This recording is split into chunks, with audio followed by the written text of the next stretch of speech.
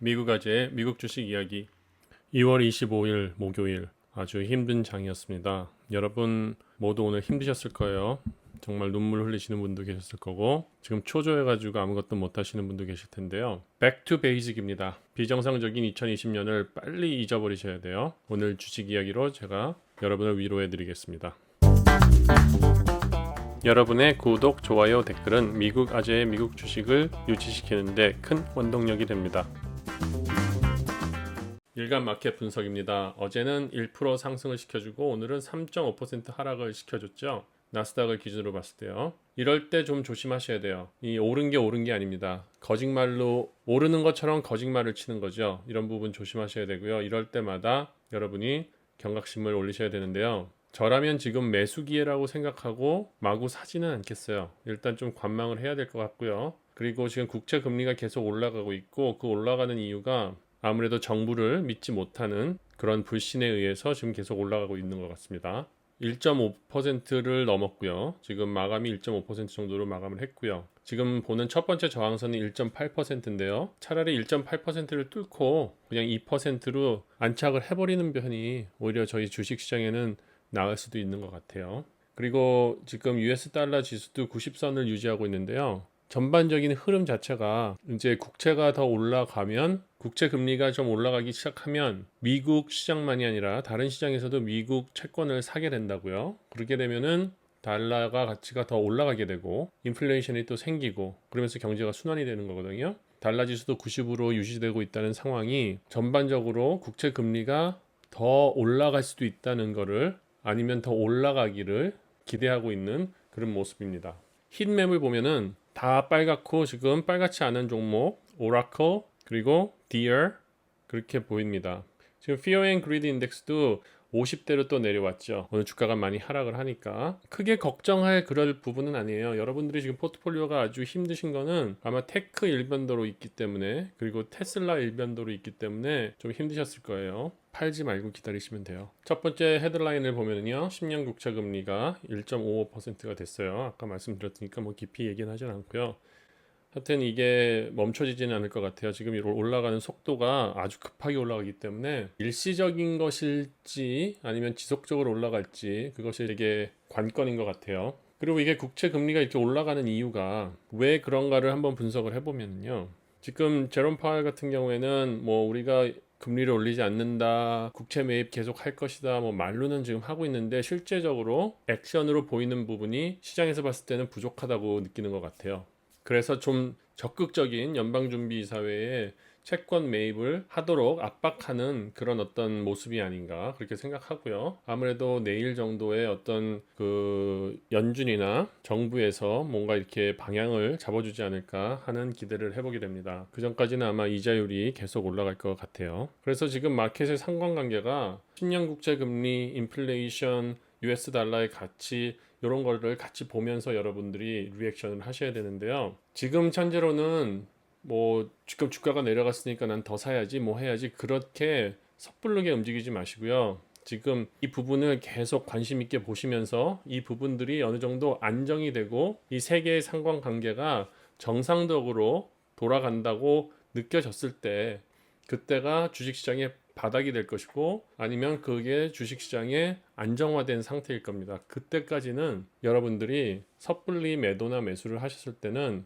어떻게 될지 몰라요. 특히 여러분들이 가치주를 매수를 하셨을 경우에는 부담이 좀 적겠지만 고성장주나 테크주 위주로 매수를 하신다면 그냥 매수했을 때부터 다시 내려갈 수 있는 그런 위험성이 있습니다. 섣불리 행동하지 않으셨으면 좋겠다는 거를 좀 강조드리고 싶어요. 시장의 귀를 기울여 보면요. 지금 부양책 규모에 대한 우려가 상당히 많아요. 왜냐면은 그냥 돈을 줘버리면 그 돈이 소비로 그냥 써버리고 물론 경기는 어느 정도 스티뮬레이트를 하겠지만 그게 제대로 쓰여지지 않고 어떤 소비성으로 날아가 버릴 수도 있다. 그러면 오히려 더 인플레이션만 들어오고 남는 것은 없다. 그런 우려가 있는 것 같아요. 그래서 다른 의견으로 제시되는 거는 스티뮬러스 책을 개개인에 주기보다는 그 금액을 인프라스트럭처에 투자를 하자. 그렇게 되면은 인프라스트럭처를 투자하면서 거기서 고용이 증대되고 그 고용이 증대되면서 산업이 그리고 경제가 활성화돼서 윈윈 할 수 있는 아이디어가 아닌가 그렇게 얘기하는 그런 의견도 있습니다. 금리가 올라가든 안 올라가든 지금 우리의 2021년의 상황은 이제 어느 정도 방향이 잡힌 것 같아요. 고금리 시대가 될 것이고 어느 정도 인플레이션이 올라올 것이고, 그러면은 우리가 포트폴리오를 이러한 상황에 맞춰서 어느 정도 다시 재고를 할 필요가 있어요. 그러면 어떤 섹터들이 지금 필요하고 어떤 종목들이 필요한지를 제가 다시금 말씀드립니다. 만약에 제가 이제 마켓을 봐서 안정이 됐다 생각하면은 제가 투자할 종목들은 이렇게 딱 네 가지로 구분이 됩니다. 금융, 그리고 산업, 인더스트리얼, 그 중에서도 구리 관련된 종목, 그리고 에너지도 자연재생이 아니라 정말 근본적인 에너지 있죠. 원초적인 에너지. 그 다음에 테크도 충분히 제가 투자를 하지만 지금 갖고 있는 거는 저는 그냥 갖고 있고 추가를 하지 않습니다. 하지만 테크 중에서 밸류에이션이 정상적으로 된 테크놀로지 기업들이 있어요. 그런 기업은 좀 투자를 하시는 것도 나쁘지 않다고 생각합니다. 그리고 첫째, 테슬라를 보면 지금 여러분들 테슬라 비중이 너무 많고 오늘도 테슬라가 무려 거의 100불 가까이 떨어졌나요? 엄청나게 많이 떨어졌죠. 그 이유가 이제 뭐 여러 가지가 이유가 있겠지만 오늘 공장을 잠시 휴장을 한다는 그런 얘기가 있었어요. 그것 때문에 주가가 떨어진 것도 있고요. 일론 머스크가 임플로이한테 보낸 내용이 있는데요. 뭐 간단히 요약하면 이거예요. 지금 임시 휴장을 하는 이유가 부품 공급에 차질이 생겨서 해야 되고, 그리고 장비의 업그레이드를 위해 가지고 해야겠다 그렇게 얘기를 했거든요. 그러니까 이거는 제가 봤을 때는 좀 긍정적인 것 같아요. 부품 공급의 문제는 예상했던 거죠. 지금 반도체 쇼리지 때문에 차량 반도체 쪽이 지금 타격을 많이 받고 있어요. 일론 머스크가 강구책을 만들었을 것이라고 생각하고요. 그 다음에 제가 관심 있게 이렇게 보이는 거는 장비의 업그레이드 때문에 공장을 잠깐 멈춘다 그런 얘기를 했거든요. 우리 옛날에 기억나세요? 그 프레스 기계? 아마 그거를 도입하면서 좀 더 생산성을 높이려고 하는 것이 아닌가 그런 생각이 들어요. 아시겠지만 프리먼트 공장이 제일 먼저 생긴 공장이잖아요. 그러니까 아무래도 새로운 장비가 있지 않을 거예요. 그래서 아마 그렇게 하면서 그 생산성을 많이 올리려고 그렇게 하는 것 같아서 아무래도 주가에는 어느 정도 반등을 올릴 수 있는 그런 소재가 되지 않을까 그렇게 저는 생각하고 있어요. 한번 내일 봐야겠죠. 그리고 아까 말씀드린 그 정상적인 밸류에이션을 갖고 있는 테크주, 그런 종목이 뭐가 있을까요? 찾아보시면 많이 있어요. 제가 보는 그 Simply Wall Street이라는 사이트에서 밸류에이션을 치면 다 나오는데요. 이런 거죠. 지금 스탁 프라이스가 페어 밸류냐, 언더밸류냐, 오버밸류냐인데, 오라클이라는 건 정말 오래된 전통적인 테크 기업이에요. 이 회사가 주가가 그렇게 재밌진 않았지만 최근에 클라우드 서비스로 기업 체질 개선을 하겠다 그런 얘기를 했죠. 그런 얘기를 했고, 또 오늘도 눈에 띄게 이런 하락장에서도 1%의 상승을 보여줬던 유일한 테크 종목입니다. 거기에 대해서 어떻게 생각하시는지 여러분이 한번 관심을 가지셔야 하고요. 또 미국 아재의 넷피셜루는요, 지난번 일론 머스크랑 오라클 CEO랑 하와이에서 만났던 거 기억하시죠? 그러면서 오라클이 지금 클라우드 서비스에 포커스를 한다는 얘기를 했고, 테슬라에서 자율주행을 하게 되면 모든 데이터들이 5G를 통해서 데이터 센터로 가서 인포메이션을 프로세스해서 오는 거잖아요. 그게 다 클라우드 서비스 기반으로 되는 거 아니겠어요? 아마 두 사이에 어떤 MOU가 있지 않았을까 하는 그런 저의 넷피셜을 한번 날려봅니다. 뭐 이거는 믿거나 말거나입니다. 아무런 근거 없어요. 아무런 근거 없지만 그냥 저의 그냥 생각으로 한번 상상을 해봤어요. 이 오라클이 계속 눈에 띄고, 제가 그때 일론 머스크 오라클 CEO의 회동이 있는 후에 제가 오라클 주식과 옵션을 사기 시작했거든요. 그것들이 지금 계속 상승으로 이루어지고 있기 때문에 여러분도 한번 관심이 있으시면 한번 조사를 해보시고 좋은 아리클이 있으면 쉐어해 주시고요. 이 산업 분야의 섹터를 보면은요, 저는 ETN이라는 이 종목을 계속 여러분에게 말씀드리는데요. 왜냐하면 에너지 기반 시설에 대한 정비와 증설이 계속 될 거고요. 이런 종목들은 지금 하락장에서도 선전하면서 그렇게 상승으로 마감하기도 합니다. 이 종목이 왜 관심이 가냐면은 아까 말씀드렸듯이 스티뮬러스 책을 주지 않고 인프라스트럭처에 만약에 투자를 한다면은 제일 먼저 혜택을 받게 되는 그런 종목들이 이런 에너지 관련 기반 시설 증설과 정비하는 데 사용될 것이고요. 그리고 인프라스트럭처에 투자를 하게 된다면 그 다음에 영향을 받을 수 있는 데가 이런 건설 쪽이죠. 건설 쪽이면은 뭐 캐시라든지 URI 같은 유나이티드 렌터 그런 쪽에서 이제 중장비 같은 거 그런 거 대여해주고 중장비 같은 거 팔면서 수익이 늘겠죠. 그리고 뭐 여기에 말씀드리지 않았지만 그래도 건설에 관계된 그런 다른 종목들이 있을 거고요. 아마 저는 스티뮬러스 책도 좋지만 이렇게 인프라스트럭처에 투자하는 것이 훨씬 더 롱텀으로 봤을 때는 근본적인 경제 활성을 시키는 데 더 도움이 되리라고 생각해요. 왜냐면 고용 창출이 되기 때문이죠. 고용이 가장 중요한 경제의 회복의 요소입니다. 다른 종목은 또 뭐가 있냐면요. 농사 짓는 거를 여러분이 생각하셔야 돼요. 그렇죠?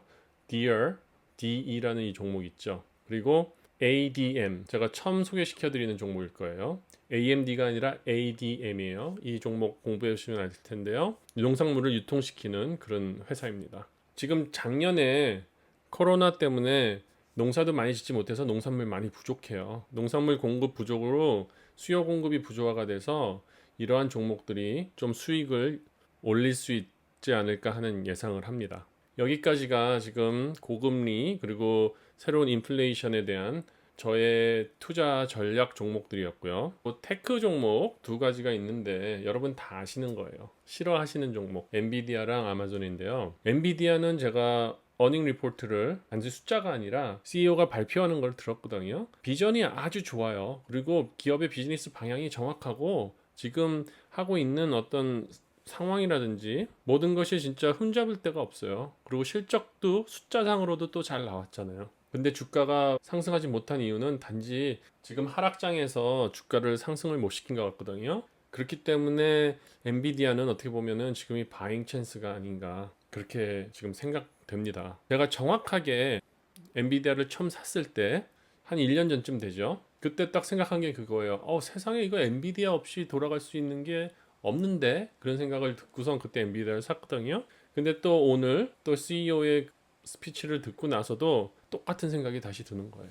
그래서 여러분께 한번 리마인드를 시켜드렸고요. 동의하지 않으신 분은 뭐 관심 끊으시면 되고요. 혹시 저와 동의하시는데 잊어버리고 계셨다. 그러면은 한번 다시 생각해 보시라고 말씀드립니다. 그리고 아마존이요. 아마존에도 포텐셜이 있는 것 같아요. 좋은 실적 발표를 하고선도 주가 상승을 이끌지 못하고 밸류에이션 자체도 오버밸류 돼 있지 않고 이런 종목이 지금 한번 폭발만 하면 엄청난 폭발력을 줄 건데요. 한번 주의 깊게 한번 봤으면 좋겠습니다. 오늘은 이렇게 또 장도 어렵고 힘들어서 차트 분석하고 하는 거는 의미는 없을 것 같아요.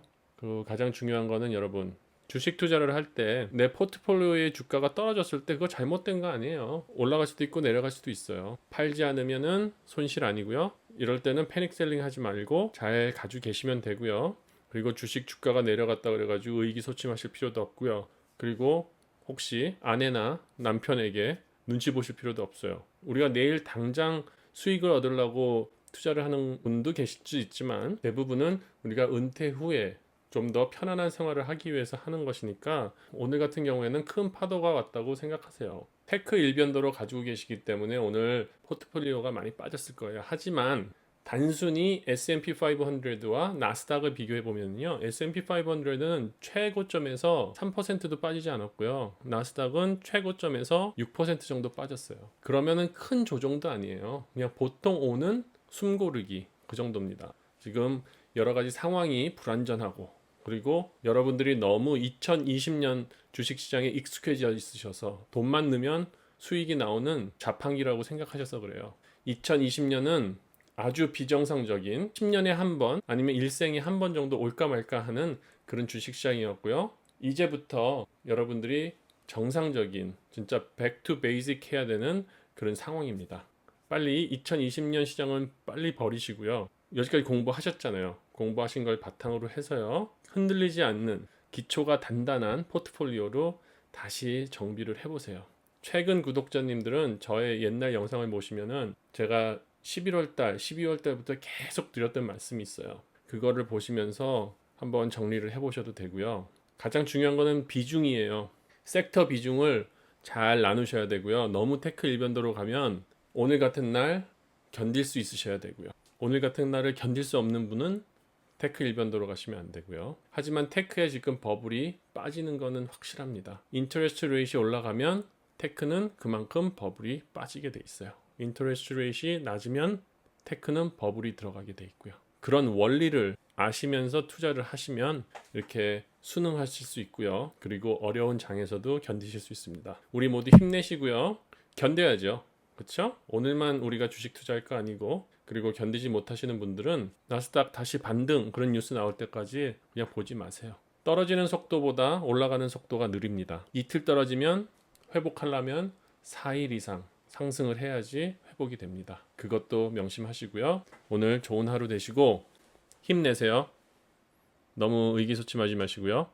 또 다시 뵙겠습니다.